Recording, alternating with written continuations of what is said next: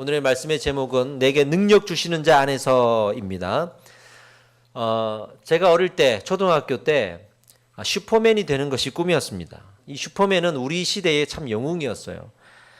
이 슈퍼맨처럼 전지전능한 사람이 되고 싶었어요. 일단은 멋있잖아요.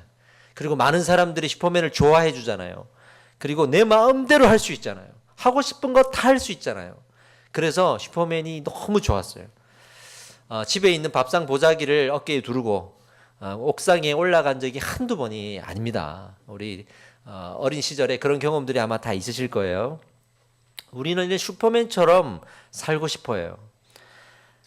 그래서 그 힘과 능력을 가지기 위해서 또 그것으로 내 마음대로 이 세상을 마치 통치하듯이 주무르듯이 그렇게 살고 싶어서 공부도 하고 스펙도 쌓고 투자도 하고 인맥을 만들고 그렇게 살아갑니다. 제가 이렇게 미국에 이번에 갔을 때 그 LA의 고속도로를 이렇게 지나가는데 그 고속도로 옆에 이렇게 산이 있잖아요. 산 위에 집이 있는 거예요. 그래서 제가 같이 갔던 우리 집사님 물어봤어요. 참 저분들 외롭겠다. 왜냐하면 자기만 있으니까 사람이 주변에 없으니까 외롭잖아요. 두 번째로는 참 무섭겠다. 밤 되면은 얼마나 무섭겠어요. 세 번째로는 위험하겠다. 산불이 나면 또 위험하니까. 근데 이제 집사님의 설명을 들으면서 알게 된 거는 그분들이 어마어마한 부자들이라는 거예요.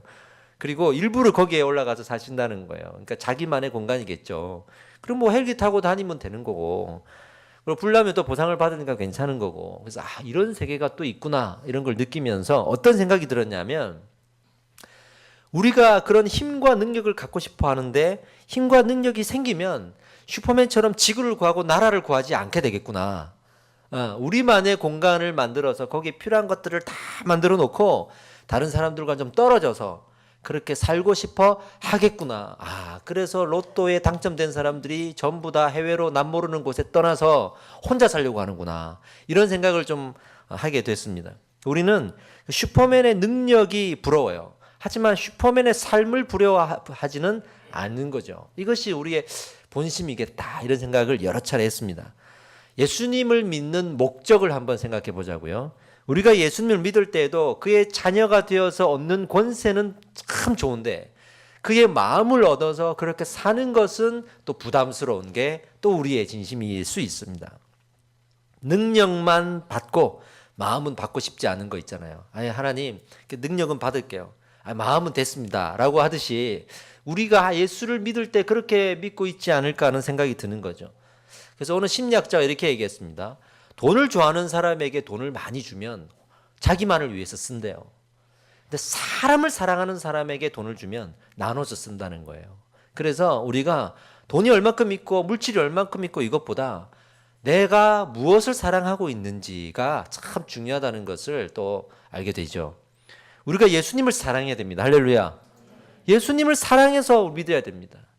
그래서 내가 너를 사랑하느냐 물으셨잖아요. 그런데 우리가 예수님의 능력을 사랑해서 능력이 좋아서 예수를 믿게 된다 그러면 뭔가 순서가 바뀐 거죠. 이래서 예수님께서 먼저 그의 나라와 그의 의를 구하라. 그리하면 이 모든 것을 너에게 더하시리라 하시면서 하나님, 예수님, 우리 성령님에 대해서 얼마나 우리가 먼저 사랑해야 되고 먼저 그의 마음을 구해야 되는지를 그래서 말씀을 하셨던 것입니다. 오늘 하나님의 능력에 대해서 오늘 언급된 본문을 우리가 살피게 됩니다. 여기도 능력이 나와요. 13절 말씀에 내게 능력 주는 자 안에서 내가 모든 것을 할 수 있느니라. 아멘입니다. 보세요. 능력 주시는 자 안에서 내가 어떻게 된다고요? 모든 것을 할 수 있대요. 막 슈퍼맨처럼 될 것 같잖아요. 그죠? 이 말씀이 우리를 정말 슈퍼맨으로 만들어 줄지에 대해서 우리 한번 묵상해 보자 말이죠. 이 구절에서 가장 중요한 부분이 무엇이겠습니까? 대부분 이 구절에서 모든 것을 할 수 있다. 이게 제일 중요하다고 생각할 수 있는데 모든 것도 아닙니다. 이 세팅된 상황이 중요한 게 아니에요. 할 수 있다라는 우리의 어떤 결단의 의지도 아니에요. 제일 중요한 것은 오늘 말씀의 제목인데 내게 능력 주시는 자 안에서라는 이 부분이 제일 중요하고 제일 강조되어 있습니다. 내게 능력 주시는 자라 그랬습니다. 누구겠습니까? 삼위일체 하나님을 말하는 것입니다. 할렐루야죠. 삼위일체 하나님을 말하는 겁니다. 더 정확하게는 그분의 마음, 그분의 뜻, 그것을 말하는 거예요. 성경은 늘 하나님의 주권을 말하거든요. 어떤 비유를 할 때도 어떤 이야기를 할 때도 하나님이 그 모든 능력과 모든 축복과 모든 것의 뿌리요 근원이시라는 것을 강조하고 있어요. 그래서 이 모든 축복이, 이 모든 은혜가, 이 모든 역사가 하나님으로부터 온다는 것을 우리는 잊어서는 안 됩니다. 하나님이 주인이시기 때문에 그래요. 하나님이 주인이시기 때문에 그분의 일이고 그분의 공로예요. 그래서 나의 능력도 아니고 나의 뜻대로 할 수 있는 것도 아니라는 거죠. 우리가 하나님의 뜻을 분별하고 하나님의 뜻 안에 있는 사람에게 이 모든 능력들을 지금 더해 준다는 것을 잊지 말아야 됩니다. 이것을 먼저 생각해야 된다는 거죠. 우리가 흔히 이 구절을 어떻게 묵상하고 해석하냐면 이렇게 해요. 내게 능력 주시는 자 안에서 이렇게 안 읽고 내게 능력을 주시기 때문에라고 해석을 해요. 그래서 내게 능력을 주시니까 나는 모든 것을 할 수 있어 라고 하잖아요. 물론 밖에 나가서 우리는 여지없이 깨어지죠. 그래서 하나님께 묻죠. 내게 능력을 주셨는데 왜 내가 모든 것을 할 수 없습니까? 라고 말하게 되죠. 이런 괴리감들을 우리가 많이 느끼게 되지 않습니까? 중요한 것은 내게 능력 주시는 자 안에서라고 했잖아요. 이 안에서라는 말이 중요한데 원어로는 and이라는 전치사를 씁니다. 그런데 이 and이라는 전치사의 뜻이 무엇으로 말미암아예요. 그러니까 하나님이 하나님의 능력을 우리에게 주실 때 그 능력 안에서 그 능력으로 말미암아 할렐루야. 그 능력이 없으면 우리의 능력으로는 다 할 수가 없고 그 능력으로 말미암아 할 수 있다고 했습니다. 근데 이 말미암아라는 뜻은 하나님께서 허락하셔야만 한다라는 전제가 있는 거죠. 그죠? 허락하지 않았는데 내가 허락했다라고 고집을 피우면 안 되는 거예요. 근데 그 누구에게 허락하신다고요? 뜻 안에 있는 사람. 할렐루야. 그 마음 안에 있는 사람입니다. 아담과 하와 시절에 무슨 일이 있었습니까? 하나님이 이렇게 하셨어요. 하나님의 마음은 뜻은 무엇이었냐면 다 네가 해라. 이 에덴 동산에 있는 걸 다 네가 다스려라. 동물도 다스리고 이 모든 자연 만물을 네가 다스려라. 그런데 이 에덴 동산의 주인은 하나님이다. 그러니까 하나님인 것을 기억하기 위해서 선악과를 둘 텐데 이거를 따먹지 말라. 이거는 손대지 마라. 항상 이걸 보면서 내가 모든 것을 할 수 있지만 이 모든 것을 할 수 있음은 하나님 때문이구나. 이곳의 주인은 하나님이시구나. 이걸 원하셨어요. 그걸 묵상하라고 선악과를 두신 거란 말이죠. 근데 아담과 하와의 뜻은 뭐였죠? 하나님, 왜 딴 건 다 되는데 저건 안 됩니까? 나 저거 할랍니다. 나 저거 하고 싶어요. 모든 걸 다 할 수 있다고 했잖아요. 그러니까 나 저거 하고 싶어요. 그리고 그것을 먹은 거예요. 그럼 먹은 거예요. 그래서 엄청난 죄악이 된 거죠. 비슷한 부분을 제가 이제 공동체의 리더로 오래 살았으니까 많이 느껴요. 서브 리더라고 하는데 제 책에도 나오는데 이제 위에도 상위 리더가 있고 밑에 팔로워가 있는 중간에 있는 사람을 보통 서브 리더라고 하잖아요. 그럼 제가 이제 리더로서 또 제 밑에 서브 리더를 세운단 말이죠. 그럼 세우면서 늘 하는 말이 있어요. 이거는 네가 알아서 해라. 내가 책임을 다 줄게. 네가 다 해. 근데 이거는 안 돼. 이거는 나한테 허락을 받아야 돼. 라고 책임과 고난을 분배를 한단 말이죠. 근데 건강한 서버 리더들은 이만큼 나한테 고난을 주셨구나 생각하고 감사하는데 건강하지 못한 리더들은 왜 저거는 나한테 안 줘? 이만큼 주면서 왜 저건 나한테 안 줘? 나를 못 믿는구나. 이렇게 생각을 할 수 있더란 말이에요. 그래서 그 한두 가지 안 주는 거에 대해서 끝까지 불평을 하고 불만을 할 수 있어요. 하나님 앞에 우리가 그렇게 신앙생활을 할 수도 있겠구나 이렇게 생각이 드는 거죠. 우리가 그렇게 하나님의 뜻을 분별해야 된다. 하나님의 뜻 안에 있어야 된다라는 것을 잊고 있는 겁니다. 오늘 이 교훈이 이 말씀 안에 나오는 거예요. 보세요. 모든 것을 할 수 있는 것은 하나님의 능력이잖아요. 근데 우리가 이것만 묵상하고 있으면 안 돼. 모든 것을 할 수 있다. 이것만 묵상하고 있으면 안 돼. 그러면 하나님의 뜻도 내 뜻대로 바꿀 수 있어요. 모든 것을 할 수 있다가 도대체 무슨 말인가? 여기서의 모든 것, 이 모든 것은 원어로는 파스라는 단어를 씁니다. 이것은 모든 전부 이 뜻도 되는데 한 가지 뜻이 더 있어요. 이게 중요한데 바로 어떤 것이든지입니다. 따라해 보십시오. 어떤 것이든지. 이거를 우리말로 다시 바꾸면 이렇게 돼요. 어떤 상황이든지가 됩니다. 그러면 성경에서는 지금 뭘 인정하고 있냐면 상황이 안 좋을 수도 있다는 거예요. 안 좋은 상황에서도 또 상황이 좋을 때일수도 상관없이 우리는 감당할 수 있다는 뜻입니다. 할렐루야. 상관없이 우리는 감당할 수 있다는 것입니다. 할 수 있다 그랬잖아요. 하나님의 능력으로 감당할 수 있다는 건데 하나님은요 상황 자체에 집중하지 않고 우리에게 집중하고 있어요. 그래서 때로는 하나님이 상황 자체에 은혜를 주셔서 그걸 뒤집어 엎으시고 기적을 만드시고 홍해를 가르시고 지진을 일으키시고 먹을 것을 오병이어의 기적을 주시고 할 수 있지만 늘 그렇게 역사하지는 않아요. 이건 아주 특별한 일이에요. 대부분은 어떻게 역사하시냐면 하나님 우리에게 은혜를 주세요. 그래서 상황이 변하지 않아도 이 사람은 뚫고 가는 거지. 이게 제자들에게 주신 하나님의 은혜였습니다. 특별히 긍휼히 베푸셔서 그런 기적이 있을 수 있지만 그걸 인정해야 되지만 늘 그것만 바라보고 살아가는 건 건강하지 않아요. 우리에게 은혜를 주신다는 것을 잊지 마십시오. 그래서 어떤 사람이 은혜를 받았어요. 그래 놓고 집에 가니까 상황이 그대로거든. 그러니 하나님께 불평을 하는 거죠. 하나님 왜 상황을 변하도록 인정해 주지 않았습니까? 예배 드리고 오면 상황이 다 변해야죠. 이랬는데 하나님이 그렇게 말씀하신 거예요. 네가 변했잖아. 네가 변했잖아. 너는 이 상황을 뚫고 갈 수 있어. 내가 너와 함께 할 거야. 라고 말씀을 하실 때 하나님이 나를 통해 역사하시는구나. 나에게 은혜를 주시는구나를 우리가 알 수가 있습니다. 하나님은 상황에 은혜를 주시기보다 우리에게 은혜를 주십니다. 이 은혜를 사도 바울이 무엇이라고 표현했냐 그러면 능력이라고 표현했어요. 성경을 자세히 보면 기적과 은사에 대해서는 능력이라고 표현한 적이 없어요. 근데 이 하나님의 뜻 가운데 있는 것, 하나님의 마음을 우리가 분별하는 것, 이것을 능력이라고 말하는 겁니다. 어떻게 감당해낼지도 우리가 궁금하죠. 하나님, 근데 그 뜻 가운데 우리가 이 상황을 맞이하는데 좋단 말이에요. 근데 어떻게 이걸 감당해내야 됩니까? 그 귀한 말씀을 오늘 본문의 그 다음 절에 나와 있어요. 오늘이 13절까지인데 14절, 15절에 이 내용이 나와 있어요. 한번 읽어보겠습니다. 같이 한번 읽어봅시다. 시작. 그러나 너희가 내 괴로움에 함께 참여하였으니 잘하였도다.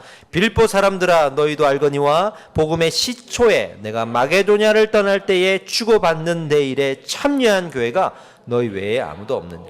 이걸 읽어야 돼요. 이게 무슨 말이냐면 사도 바울이 지금 복음을 전하다가 어려움을 당한 거예요.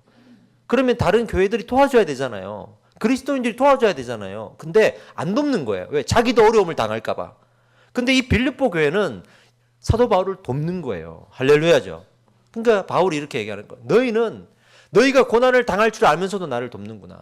어떠한 상황에서도 하나님의 영광을 위해서라면 움직이는구나. 하나님의 영광을 위해서라면 고난도 피해가지 않는구나. 이렇게 칭찬하고 있는 구절이 나오는 겁니다. 하나님의 은혜를 믿는 사람들은요, 하나님의 그 영광을 위해서라면 고난을 절대 피해가지 않습니다. 그래서 그리스도의 남은 고난에 참여할 수 있어야 된다라고 권면하는 거죠. 빌립보 교회가 이 바울의 어려움에 동참할 수 있었던 것은 바울이라는 사람을 위해서라기보다는 바울을 사용하시는 하나님을 위해서예요. 하나님의 영광을 위해서입니다. 진정한 능력은요, 하나님의 뜻 가운데에서 움직이는 사람, 그것을 우리는 능력이라고 성경은 지금 말하고 있듯이 믿음이 연약한 사람들은요, 어려움이 없어야 은혜를 받아요. 어려움을 당하면 은혜를 못 받아요. 그래서 상황에 역사해 주지 않으면 은혜를 못 받아요. 그러니까 특별한 상황만이 계속 평생에 있어야만 돼. 근데 그런 일이 평생에 자주 있지 않잖아요. 하나의 우리가 귀한 간증이 될 수 있지만 늘 매일매일 그러지는 않잖아요. 그런데 그런 게 없으니까 신앙생활을 못하는 거예요. 그래서 과거에 엄청난 간증이 있어도 오늘 간증이 없으니까 그냥 꼬꾸라치고 침체되고 그러는 거예요. 근데 믿음이 장성한 사람은 어려움 중에도 은혜를 받습니다. 할렐루야. 은혜를 받습니다. 이게 믿음의 장성한 분량입니다. 그리고 본문을 다시 보십시오. 11절 12절을 한번 읽어보겠습니다. 시작. 내가 궁핍함으로 말하는 것이 아니니라. 어떠한 형편에든지 나는 자족하기를 배웠노니 나는 비천에 처할 줄도 알고 풍부에 처할 줄도 알아. 모든 일 곧 배부름과 배고픔과 풍부와 궁핍에도 처할 줄 아는 일체의 비결을 배우노라. 할렐루야.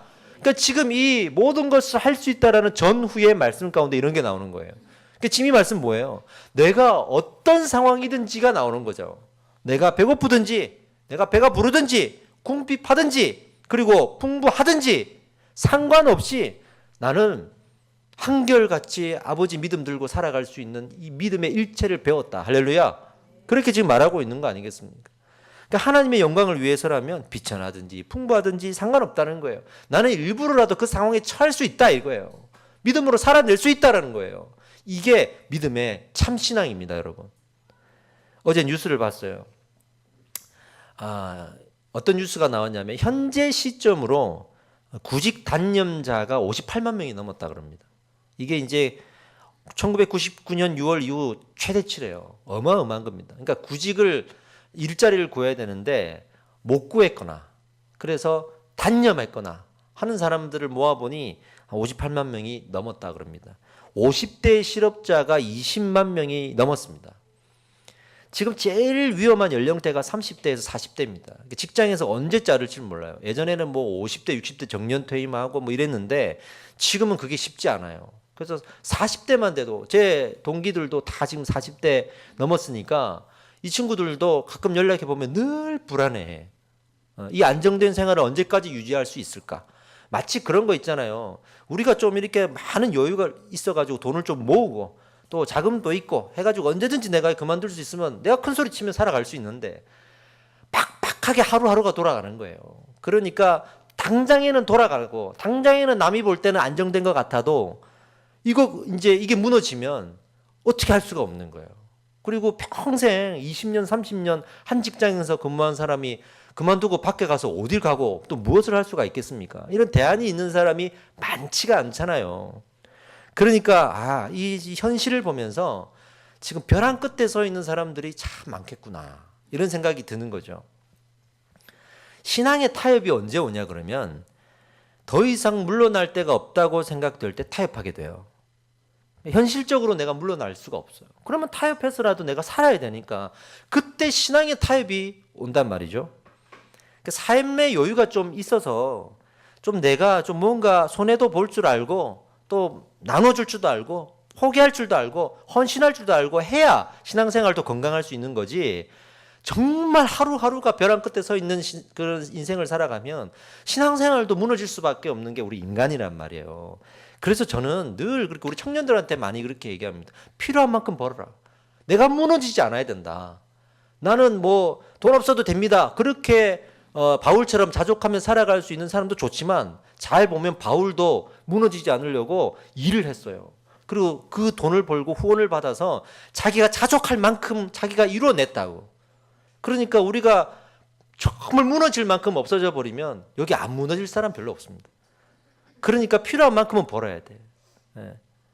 근데 우리 청년들, 특히 교회 안에 있는 청년들을 보면 그렇게 세상을 살아갈 수 있는 힘을 기르는 면역성이 별로 없을 때도 사실은 많아요. 은혜는 막 받고 착한 그리스도인으로 살아가는데 밖에 나가서는 여지없이 내가 먹고 살 수 있는 힘을 못 기르는 상황들도 많이 있습니다. 그런 의미에서 우리가 필요한 만큼 벌기 위한 재능과 우리의 특기와 우리의 어떤 실력들을 갖춰가는 것은 당연히 있어야 되는 거겠죠. 그래서 약간의 여유를 가지는 것이 신앙생활 하는데도 유익이 됩니다. 하지만 중요한 것은 이것이 필수 요건은 분명히 아니라는 거예요. 이게 없으면 안 되는 필수 요건은 분명히 아니라는 거예요. 하나님은 그래서 어떤 상황이라도를 강조하는 것입니다. 하나님의 뜻에 합당한 삶의 은혜를 주신다. 그러니까 우리가 필요한 만큼 벌고 살아야 되지만 하나님의 뜻에 어긋나 버리면 이 필요한 것을 얻고자 하는 우리의 마음이 욕심이 되고 하나님보다 앞서서 그게 우상이 되고 그것 때문에 하나님 버리게 되는 거예요. 그래서 여유가 있으면 있는 대로 하나님을 버리게 되는 거예요. 그러니까 우리는 중심에 하나님의 영광과 그 뜻에 대한 깊은 갈망이 있어야 우리가 좀 부족해도 좀 넉넉해도 하나님의 영광을 구할 수가 있다는 것입니다. 할렐루야입니다. 네. 제가 그 종로에 있는 낙산이라고 있어요. 낙산공원 아시죠? 대학로 옆에 있는 그 낙산공원 바로 반대편은요. 지금은 막 개발이 됐지만 제가 우리 진석이 막 그때 유아 세례 받을 때였으니까 그때만 해도 다 판자촌이었어요. 거기가. 거기에서 전도사 생활을 하는데 신방을 간단 말이죠. 신방을 가보면 전부 다 판잣집이에요. 너무 가난한 거야 이게. 그래서 신방을 다니면서 제가 말씀을 전해야 되는데 뭐라고 말을 해야 될지는 모르겠어요. 믿는 자는 모든 것이 다 할 수 있다고 우리가 말하고 있는데 이분들한테 그 얘기를 할 수가 없는 거예요. 나는 지금 뭡니까? 그러니까 그 사람들은 그 모든 것을 할 수 있다라는 말이 오히려 큰 시험거리가 되는 거예요. 너무 없고 너무 힘드니까. 어떤 사람은 제가 금요기도회 끝나고 나오면 교회 벽을 긁고 있어요. 손톱에 피가 나도록 긁고 있어요. 아주머니 왜 이러시냐 그러니까 남편이 지금 나를 쫓아오는데 나를 죽일 것 같다고. 그러고 막 교회를 안 다니시니까 교회 벽을 갖다가 그렇게 긁고 계시더라고요. 위로해드리고 격려해드리고 그렇게 해드린 적도 있을 만큼 참 가난하고 참 살기 힘든 동네였어요, 거기가. 그래서 여기에서 나는 믿음을 어떻게 말해야 되지? 이런 의문이 생기더라고요. 근데 어느 날 역시 새벽기도 다 끝났는데 어떤 집사님이 식사를 대접해 주겠대요. 우리 전도사 2명이었는데 얼마나 감사해요. 끝나고 이제 우리 맨날 편의점 가서 먹는데 그래서 또 감사한 마음으로 가고 이제 밥 먹으려고 좋다고 갔죠. 갔는데 이분은 더 가난한 거예요. 그냥 다가구집에 그냥 요만큼 한 칸, 남편이랑 이혼하고 아들 하나 키우고 살아가는데 너무 가난한 거야. 거기에서 밥을 이렇게 해가지고 주시는데 미안해서 밥을 못 먹겠는 거야. 근데 이 집사님이 밥을 준비하시면서 콧노래를 막 불러가면서 찬송을 하면서 밥을 차려주시는 거예요. 새벽기도 안 빠지고 오시는 분이거든요. 그러면서 제가 아하, 이거구나, 이걸 봤어요. 이런 상황에서도 저 콧노래 부르고 기쁜 마음으로 사람을 초청할 수 있는 저 담대함이 뭐지? 저게 믿음이구나. 할렐루야. 그걸 제가 경험했어요. 막상 나는 이거 가난해서 어떡합니까? 이러고 있는데 그분은 담대한 거예요. 담대한 거예요. 믿음을 가지고 나는 이 상황을 뚫어낼 수 있고 또 약속을 믿는 거죠. 반드시 하나님이 이렇게 세우신다는 약속을 믿는 거죠. 그렇게 살아가는 걸 보면서 저게 믿음이구나, 이런 생각이 들고 또 확신 얻을 수 있는 계기가 되었습니다. 제가 이렇게 얘기하면 또 어떤 사람은 그래요. 이 말씀의 의미가 그런 거라면 저 안 믿을래요. 나를 잘 살게 해주지 못하고 나도 어려울 수 있다 그러면, 예수 믿는데도 어려울 수 있다 그러면 나 예수 안 믿을래요. 나 예수 믿으면 잘 된다 그래서 믿는 거예요. 할 수 있잖아요. 근데 어려움을 없애주는 것은 이 세상에 없습니다. 물론 다른 신은 없어요. 그러나 어려움을 없애준다라는 그 말에 속지도 마십시오. 그런 건 이 세상에 없습니다. 제가 늘 강조하다시피 이 세상은 불완전한 하나님의 나라, 아직 완전하지 않고 타락한 세상이기 때문에 이 땅을 살아갈 때 하나님의 그 속성 가운데 거룩한 속성이라고 우리 배우잖아요. 우리 양육할 때 어쩔 수 없이 하나님은 죄를 싫어하세요. 죄 가운데 있는 세상이기 때문에 이 세상에서는 어려움을 당하고 또 살아갈 수밖에 없습니다.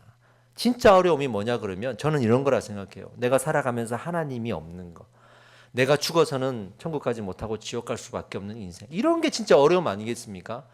예수를 왜 믿냐 물어보면 담대하게 말하십시오. 나는 죽음을 이기기 위해서 예수를 믿습니다. 할렐루야. 그렇게 우리가 예수를 믿어가야 되지 않겠냔 말이죠. 제가 찬양을 한 곡 소개해 드리겠습니다. 제가 이 찬양을 너무 좋아해요. 오직 예수뿐이네 라는 그 마커스라는 찬양팀이 부른 노래인데요.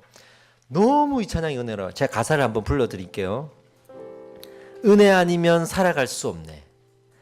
호흡마저도 다 주의 것이니 세상 평안과 위로 내게 없어도 예수, 오직 예수뿐이네. 크신 계획 다 볼 수도 없고 작은 고난에 지쳐도 주께 묶인 나의 모든 삶 버티고 견디게 하시네.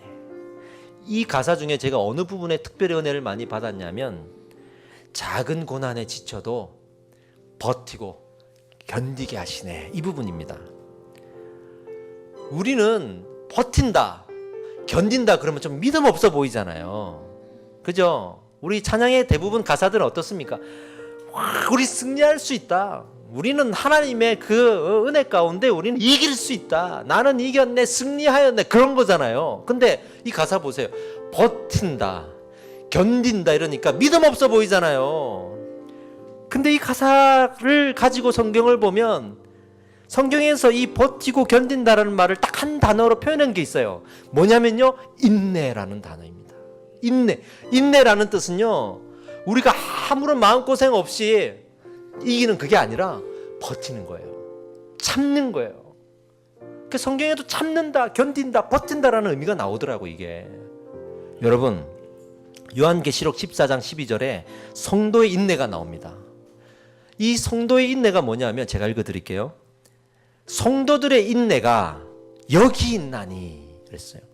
그들은 하나님의 계명과 예수에 대한 믿음을 지키는 자니라. 할렐루야죠. 하나님의 계명과 예수의 믿음을 지키기 위해서 인내하는 사람들이잖아요. 버티고 견디고, 이걸 성도들의 인내라고 말하고 있습니다. 잠시 우리 삶을 돌아봅시다. 여러분 혹시 버티고 있지 않습니까? 견디고 있지 않습니까? 믿음 없어 보일 것 같아서 때로는 힘들다 얘기도 못하고 막 그럴 때 있지 않습니까? 특히 저가 그렇게 많아요. 목회자잖아요. 목사잖아요. 근데 어디 가서 성도들한테 힘들다는 말 잘 못하거든요.